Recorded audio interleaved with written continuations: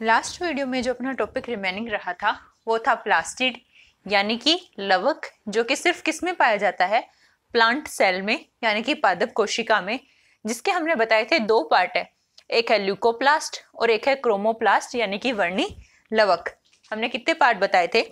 एक हमने बताया जिसका पार्ट था ल्यूकोप्लास्ट और एक पार्ट हमने बताया दूसरा था क्रोमोप्लास्ट। जो ल्यूकोप्लास्ट है, सबसे पहले हम बात करते हैं किसकी, ल्यूकोप्लास्ट की, जो अवर्णी लवक है। ठीक है, तो जो ल्यूकोप्लास्ट है वो प्लांट के उन पार्ट में पाया जाएगा जो क्या है, डायरेक्ट सनलाइट में नहीं आते हैं। ठीक है, कहाँ पे बताया मैंने? जो ल्यूकोप्लास्ट यानी कि अवर्णी लवक है वो उन सेल्स में पाया जाएगा जो प्लांट के किस पार्ट में हो, जो कि डेप्रीव्ड फ्रॉम सनलाइट।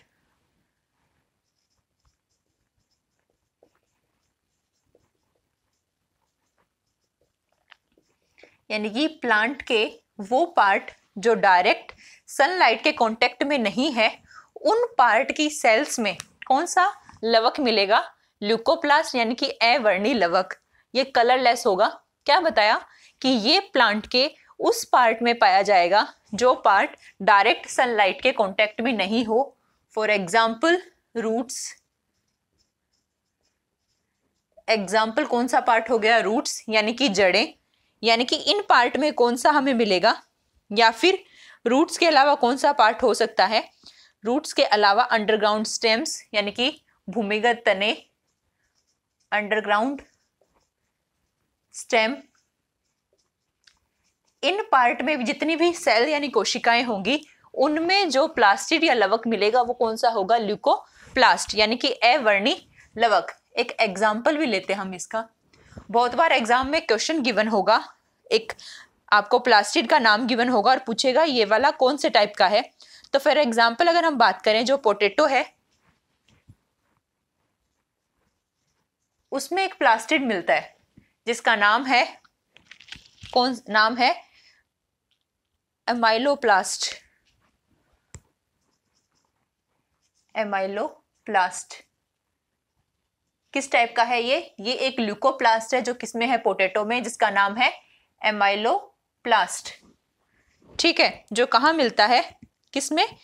पोटैटो में मिलेगा, जो कि एग्जाम्पल है किसका? ल्यूकोप्लास्ट का। ठीक है, तो हमने ल्यूकोप्लास्ट के बारे में पढ़ा। ये क्या है? प्लांट के उस पार्ट में मिलेगा जो पार्ट डायरेक्ट सनलाइट के कॉन्टेक्ट में नहीं है, वहां पर जितनी भी सेल्स होंगी उनमें मिलेगा ल्यूकोप्लास्ट। एग्जाम्पल हमने लिया पोटैटो में एमाइलोप्लास्ट, जो एग्जाम्पल है ल्यूकोप्लास्ट का। नेक्स्ट हम बात करते हैं क्रोमोप्लास्ट की। फर्स्ट थिंग क्रोमोप्लास्ट के बारे में, फर्स्ट थिंग जो इसके बारे में है वो क्या है कि ये क्या है? कलर्ड प्लास्टिड है।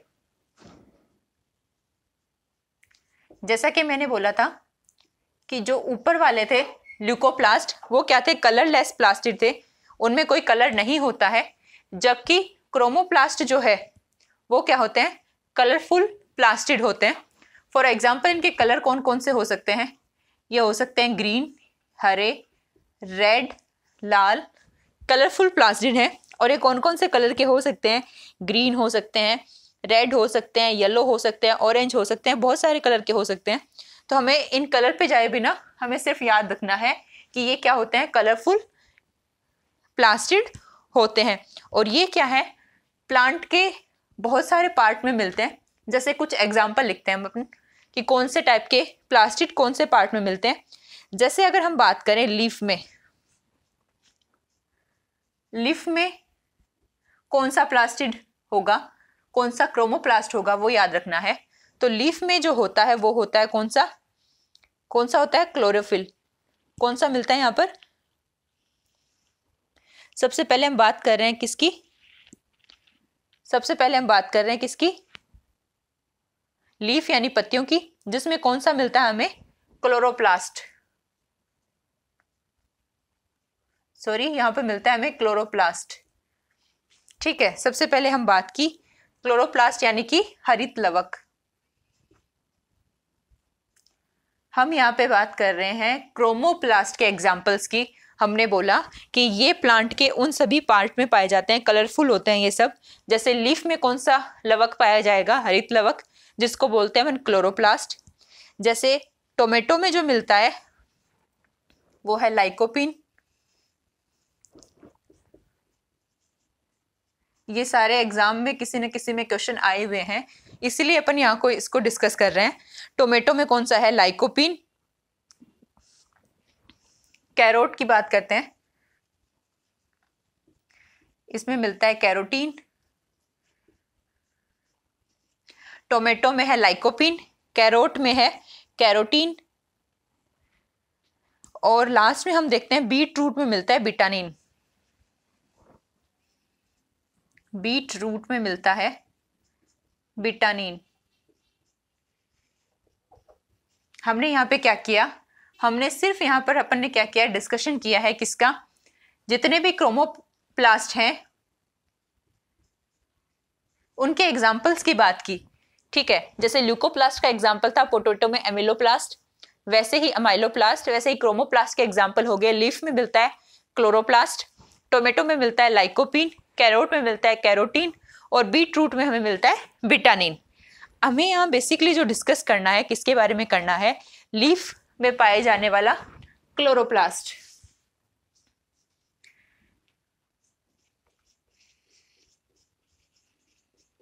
यानी कि हरित लवक। जो ये हरित लवक है यानी क्लोरोप्लास्ट जो है वो एक सब्सटेंस से मिलके बना होता है, ठीक है। क्या बता रही हूं? जो ये क्लोरोप्लास्ट है वो एक ग्रीन कलर के सब्सटेंस से मिलके बना होता है, और वो ग्रीन कलर का जो सब्सटेंस है वो क्या कहलाता है? क्लोरोफिल। क्या बताया? कि एक ग्रीन कलर के सब्सटेंस से मिलके बना होगा जिसको बोलते हैं क्लोरोफिल।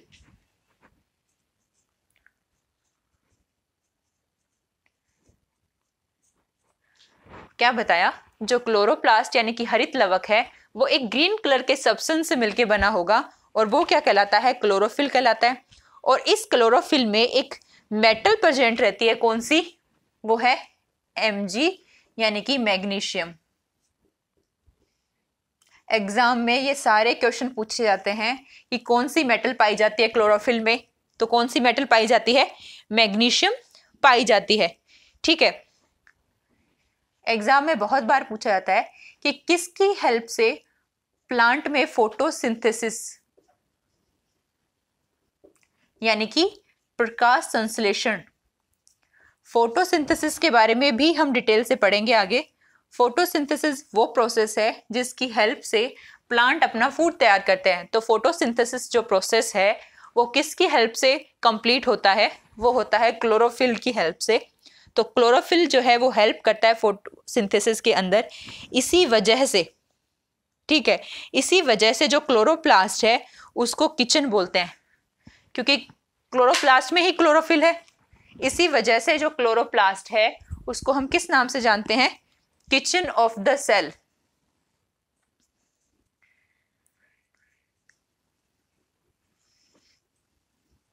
यानी कि क्लोरोप्लास्ट को किस नाम से जानते हैं हम? कोशिका का रसोई घर के नाम से भी जाना जाता है, ठीक है। अब है ना, ये क्या एक पिगमेंट है, एक वर्णक है जो मिलता है किसमें? क्लोरोप्लास्ट में। इसके अलावा कुछ और वर्णक भी है जो मिलते हैं यहाँ पर। जैसे एक और नाम मैं आपको बताती हूँ, इसके अलावा मिलती है, एक तो मिलती है यहाँ पे कैरोटीन, ये वाली ही कैरोटीन। किसमें बताया मैंने? क्लोरोप्लास्ट में। एक जो पिगमेंट है वो है क्लोरोफिल यानी वर्णक है क्लोरोफिल। उसके अलावा इसमें दो और मिलते हैं, एक है कैरोटीन और दूसरे का नाम क्या है? कैरोटीन। और नेक्स्ट है जेंथोफिल।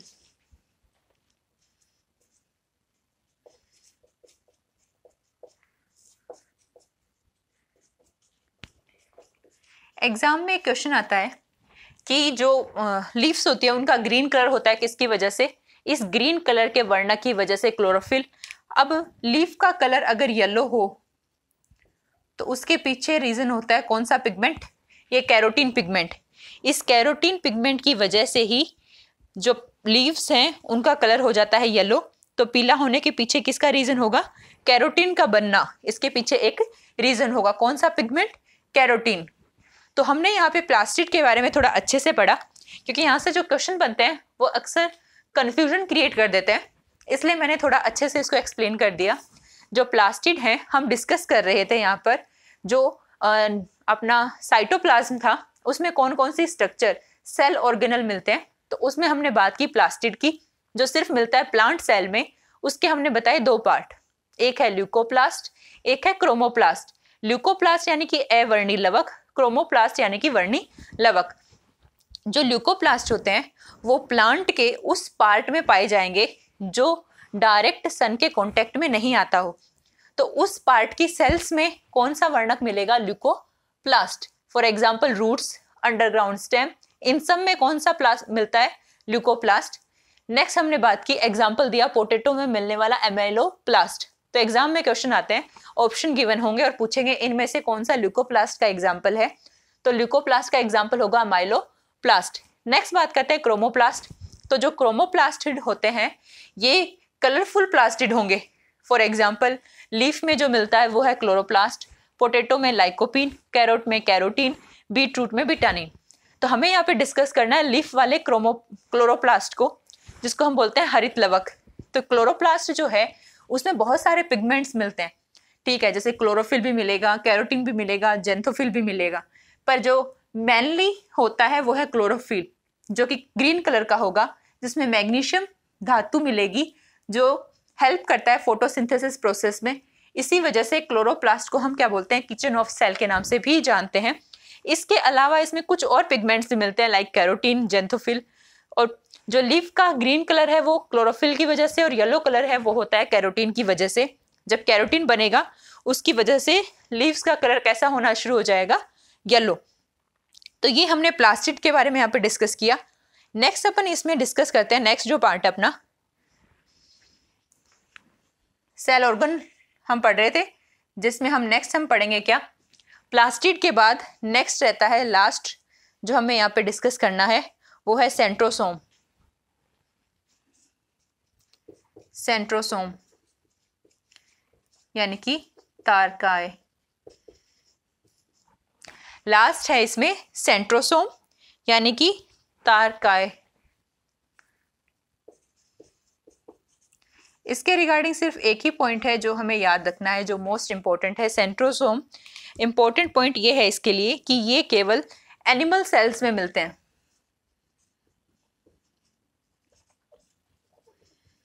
किसमें मिलते हैं? सिर्फ पादप कोशिकाओं में पाए जाते, जंतु कोशिकाओं में मिलते हैं। कौन? सेंट्रोसोम यानी कि तारकाय। तो अपना ये टॉपिक यहाँ पर जो हमें शुरुआत किया था साइटोप्लाज्म वाला, जो कि कोशिका द्रव्य में जितने भी कोशिकांग यानी कि सेल ऑर्गेनल मिलने थे वो हमने यहाँ पर डिस्कस कर लिए हैं। नेक्स्ट अपन शुरुआत करते हैं। हमने 3 पार्ट बताए थे सेल के। First part cell membrane, second protoplasm और थर्ड बताया था हमने न्यूक्लियस। अब हम आगे बढ़ते हैं और शुरुआत करते हैं अब न्यूक्लियस से। न्यूक्लियस के बारे में अब हम थोड़ा सा डिटेल से पढ़ेंगे। 2 पार्ट कंप्लीट कर चुके हैं, थर्ड पार्ट है अपना न्यूक्लियस।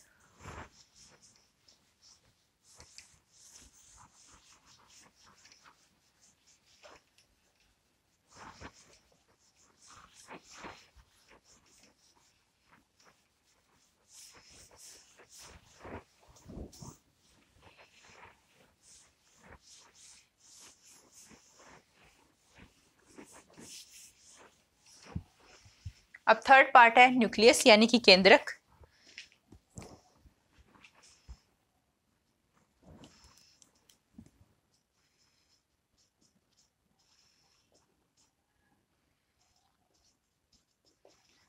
फर्स्ट पॉइंट जो याद रखना है कि जो सेल का, कोशिका का जो केंद्रक है उसकी खोज किसने की थी? तो कोशिका यानी सेल का जो न्यूक्लियस है उसकी खोज जो की थी वो की थी रॉबर्ट ब्राउन ने।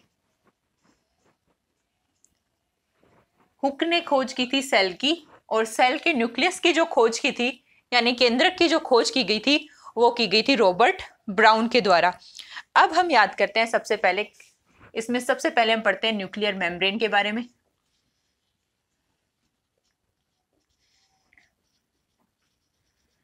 यानी कि केंद्रक झिल्ली के बारे में। फिर अपन बात करेंगे न्यूक्लियोप्लाज्म यानी कि केंद्रक द्रव्य के बारे में। हम बात कर रहे हैं सबसे पहले केंद्रक के बारे में। सबसे पहला पॉइंट हमने यहाँ पर आपको बताया जो केंद्रक या न्यूक्लियस है उसकी खोज की किसने? रॉबर्ट ब्राउन ने। फिर हम बात करेंगे न्यूक्लियर मेम्ब्रेन यानी कि जो अपनी झिल्ली है किसकी? न्यूक्लियस की, इसके बारे में। फिर हम बात करेंगे यहाँ पर मिलने वाले उस लिक्विड की। तो सबसे पहले बात करते हैं हम किसकी? केंद्रक झिल्ली की। न्यूक्लियर मेम्ब्रेन की अगर हम बात करें तो ये किसकी बनी होती है? प्रोटीन और फैट की। फैट यानी कि वसा, प्रोटीन और वसा से मिलके बनी होती है केंद्रक झिल्ली। केंद्रक झिल्ली मिलके बनी होती है किससे? प्रोटीन और फैट से मिलके मिली होती है न्यूक्लियर मेम्ब्रेन। ठीक है, और हमें पता है इस न्यूक्लियर मेम्ब्रेन से ही ER कनेक्टेड होगा। कहां से कहां तक? न्यूक्लियर मेम्ब्रेन से सेल मेम्ब्रेन तक कनेक्टेड होगा कौन? ये ER यानी कि अंतःपरदवी जालिका, जो हम पहले ही पढ़ चुके हैं। नेक्स्ट हम बात करें अगर न्यूक्लियोप्लाज्म की, तो इस न्यूक्लियोप्लाज्म में क्या क्या चीजें होती हैं? इसमें होते हैं प्रोटीन,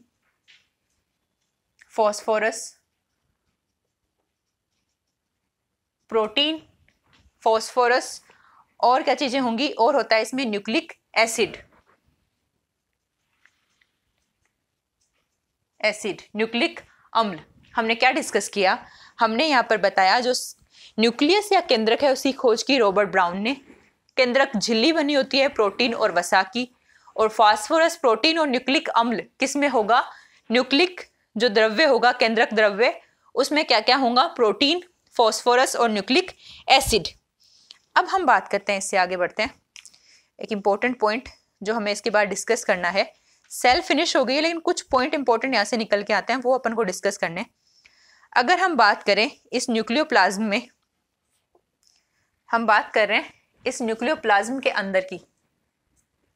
ठीक है, इस न्यूक्लियोप्लाज्म के अंदर एक क्या होते हैं? धागेनुमा संरचनाएं होती हैं, स्ट्रक्चर्स। क्या बताया मैंने कि धागे के जितने माइन्यूट साइज के कुछ स्ट्रक्चर्स होते हैं किसमें? इसमें न्यूक्लियोप्लाज्म में, यानी इसके अंदर। ठीक है, न्यूक्लियोप्लाज्म में न्यूक्लियस भी है यानी केंद्रिका भी है, वो ठीक है। नेक्स्ट अपन इसमें ही आगे बढ़ रहे हैं, तो हम बताते हैं अगर हम बात करें जो अपना न्यूक्लियस है इसके यहीं पास में, यहीं पर ही क्या होंगी? बहुत सारी धागेनुमा संरचनाएं होती हैं। इन धागेनुमा जो स्ट्रक्चर्स बनती हैं या नेटवर्क बनता है उसको हम बोलते हैं क्रोमेटिन नेटवर्क।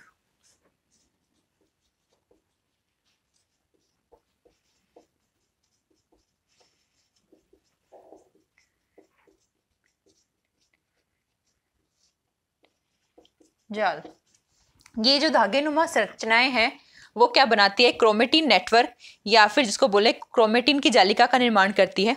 अब इस स्ट्रक्चर में, इस नेटवर्क में क्या है? छोटे छोटे पार्टिकल्स मिलते हैं इस स्ट्रक्चर में।